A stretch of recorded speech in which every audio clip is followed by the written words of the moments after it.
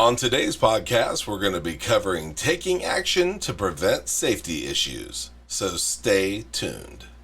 Welcome to Warehouse Safety Tips. If you're a seasoned vodcast viewer, this vodcast is going to be different from most that you watch. It's based around exactly what the name implies, warehouse safety tips. And since the people in this industry are busy, we know that time is money, so each episode will be as short and to the point as possible. And now, with all that out of the way, let's get to the vodcast. I've said this so many times that it's becoming a broken record, but it's true nonetheless. Many of our podcasts are situations that happen directly to me, and our podcast today is one of them.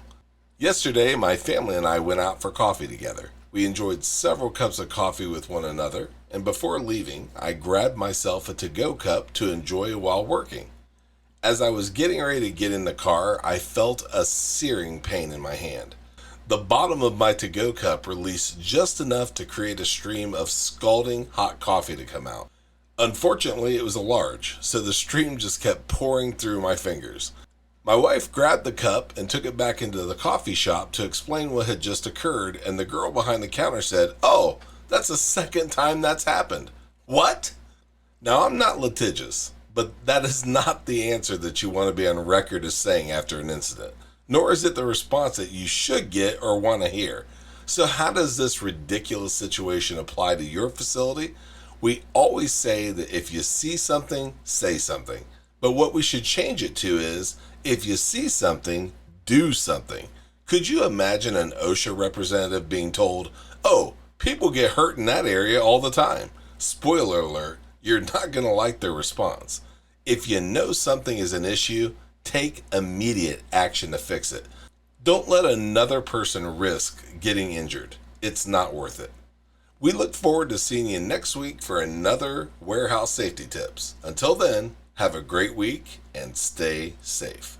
Before moving on, here's a word from one of our sponsors. If you've ever been to or worked in a warehouse, you know just how important safety is to both management and staff.